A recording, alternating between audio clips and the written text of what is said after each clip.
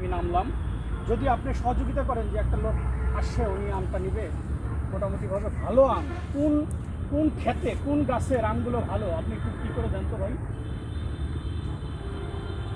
মানে যেগুলো মিষ্টি হবে এই আম নিতে চাচ্ছি। হিমসাগর আম আমি খাইছি। হ্যাঁ, হিমসাগরের মধ্যে একটু লাগলেও সীমিত একটু টক আছে। কোনটার মধ্যে মিষ্টি মিষ্টি কোনটা? একমাত্র রূপালী আমের উপর দেওয়া অন্য কোনো মিষ্টি আমার সেটা তো আমি আর সবচেয়ে প্রিয় হচ্ছে আমরুপালি। আমের তো বাহারি না, হাড়িভাঙ্গা, আম্রপালি, হাড়িভাঙ্গা আমও আমার বাগানে আছে। গোপালভোগ, তারপরে আপনার কী বলে সর্বোত্তম আমের শ্রেষ্ঠ আমার কাছে আমি যেটা মনে করি রূপালী আম। মোহনভোগ, রূপালী আম অনেক কিছু আছে। আম। আমাদের এখন এই জায়গায় সবচেয়ে ভালো আম হচ্ছে হলো হাড়িভাঙ্গা, রূপালি, হাড়িভাঙ্গা করি। হাড়িভাঙ্গা আছে ওই সাইড। আর এই জায়গায় কারা আম ছিটতেছে কারা?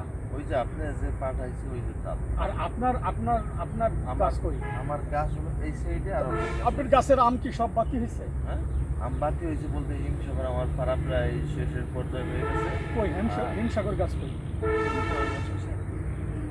এখন আমি নিব হচ্ছে হলো হিমসাগর নিব, আম্রপালি নিব। আর আমরুপালি এই সাইড দিয়ে পাকার উপর আসে না, আসছে হলো ওই কাঁচার উপর দিয়ে একটা গাছে আসছে, ওই কাঁচার উপরে আম ধরতে পারে কি রূপালি। পাকছে?